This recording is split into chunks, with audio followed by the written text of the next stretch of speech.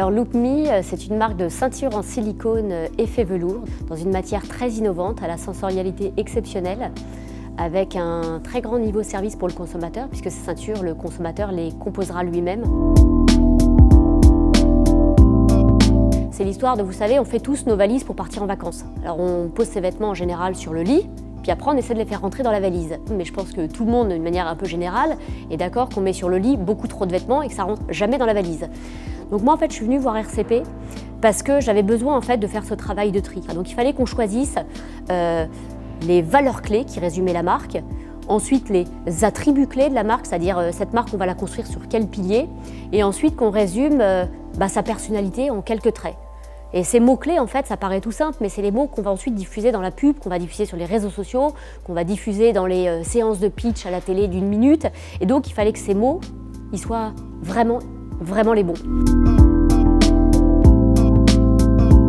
Donc, il y a eu 2 séances de travail appelées workshop, on connaît les termes marketing, et où on était autour de la table 5 ou 6 de profils différents. Il y avait des gens d'RCP, des gens de Loop.me, on avait fait venir un jeune adolescent. Donc l'objectif, c'est de faire parler tous ces gens qui étaient différents d'origine, de style et de passions différentes. Moi, je voulais absolument, je rabâchais, ma marque, elle est accessible, ma marque, elle est pas snob, ma marque, elle est pour tout le monde, elle est à 30 €, je veux que tout le monde puisse acheter mes ceintures.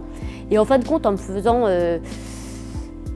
faisant parler, on m'a amené à dire « oui, mais Loop.me, c'est pas du bas de gamme, c'est pas du cheap, c'est l'élégance ». Et au début, j'ai lutté, j'ai dit « non, Loop.me, c'est pas élégant, Loop.me, c'est cool, Loop.me, c'est innovant, c'est pas élégant, il y aura des gens élégants, il y aura des gens pas élégants chez Loop.me ».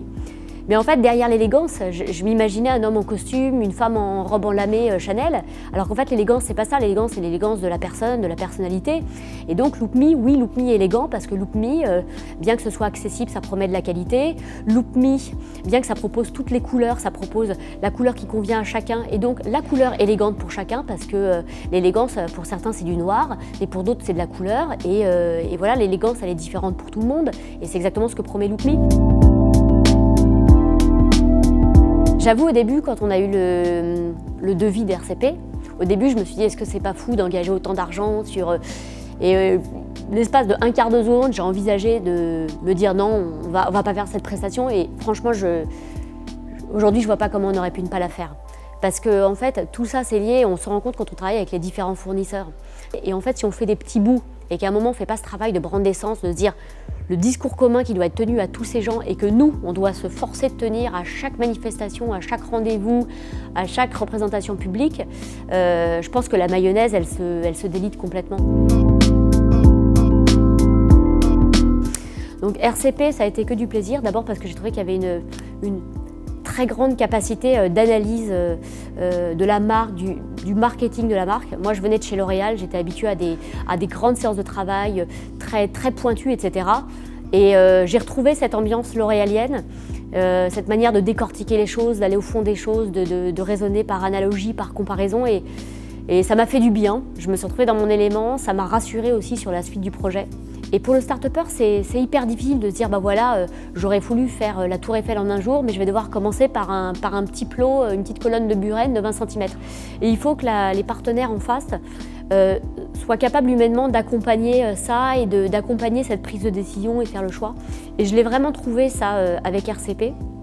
Et ensuite, la troisième chose, c'est la flexibilité que j'ai appréciée chez RCP, c'est-à-dire que voilà, on arrive avec une start-up, on a un projet à l'instant T.